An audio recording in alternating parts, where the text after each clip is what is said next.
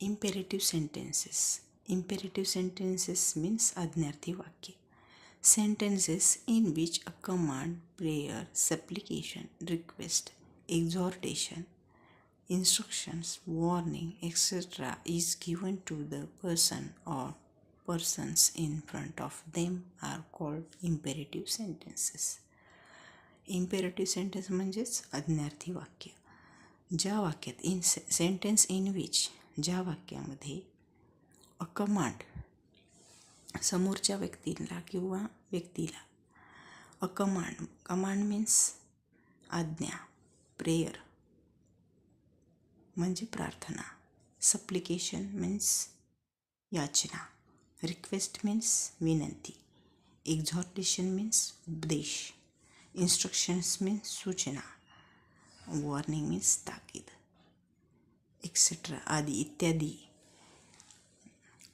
is given to the person or persons in front of them are called imperative sentences. म्हणजेच की ज्या वाक्यात समोरच्या व्यक्तीला किंवा व्यक्तींना आज्ञा, प्रार्थना, याचना, विनंती, उपदेश, सूचना किंवा ताकीद आदी दिल्या जातात त्यांना आपण काय म्हणतो, त्या वाक्यांना आपण इम्पेरेटिव्ह सेंटेन्स म्हणतो. Imperative sentences begin with command verbs such as come, go, take, play, help, write, study.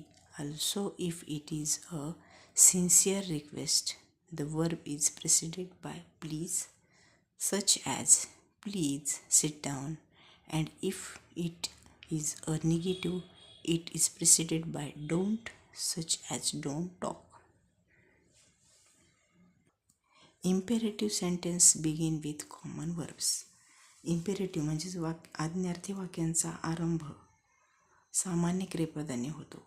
Such as come, go, take, play, help, write, study. अशा प्रकारच्या आज्ञार्थी वाक्यांचा आरंभ कशाने होतो, तर सामान्य क्रियापदांनी होतो.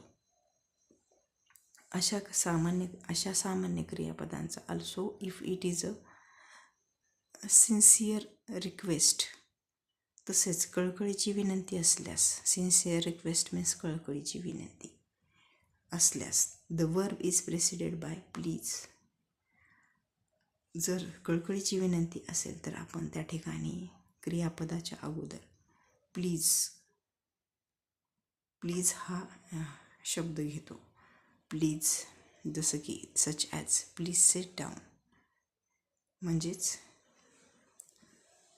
प्लीज सिट डाऊन म्हणजे इथं काय, या वाक्यामध्ये काय दिले की प्लीज सिट डाऊन म्हणजे कृपया खाली बसा. And if it is negative, it is preceded by don't, such as don't talk.